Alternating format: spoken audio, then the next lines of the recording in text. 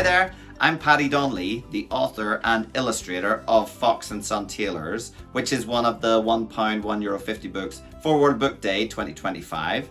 And my personal reading challenge for this year, I think, is going to have to be to read more non-fiction books, especially books about animals and animal facts, and to try and learn as much as I can about the natural world, which is something I really love to do, but I found more and more that I get interesting story ideas from learning about the magic of nature that's already out there.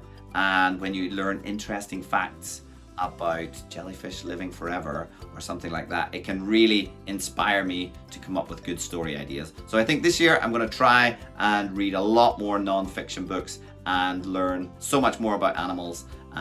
So yeah, that's what I'm going to try and do this year.